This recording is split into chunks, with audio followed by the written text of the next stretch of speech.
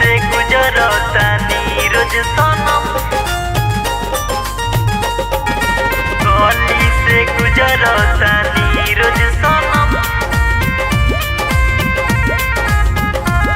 सनम। Music by Mantu मनी। गली से गुजरतानी रोज सनम, तोहरा गली से गुजरतानी रोज सनम,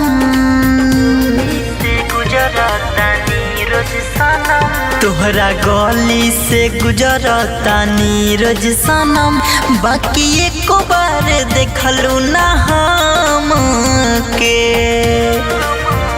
खाली तने बता दो का भूल गइलू हो,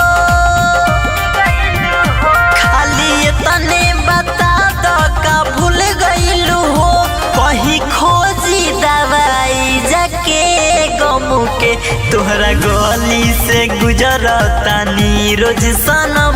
बाकी एक बार देखलू ना हम के,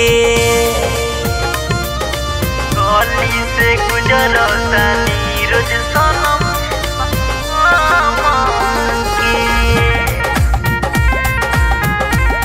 सनम। बाकी एक बार देखलू ना।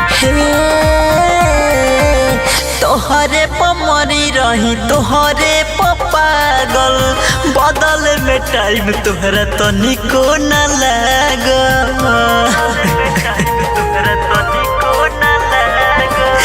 तोहरे पमरी रही तोहरे पागल, बदल में टाइम तोहरा तनिको न लागल। रही पहिले जे मालूम तो दिल ना लागी, रही पहिले जे मालूम तो दिल ना लागिते। आज सोची के माथा हमर सन के, तोहरा गली से गुजरतानी रोज सनम। बाकी एको बार देखलू ना हम के,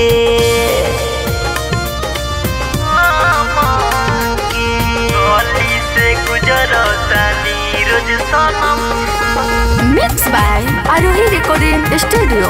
सनम।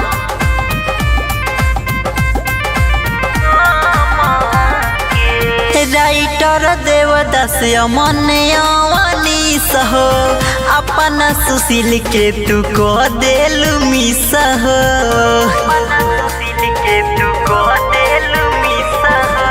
राइटर देवदास अमन अवनीश हो, अपना सुशील के तू को देलू मिस हो। अह कहियो तू अब ना नजर हम के, अह कहियो तू अब ना नजर हम के। बात कहतानी अपना महान से, बाकी एको बार देखलू ना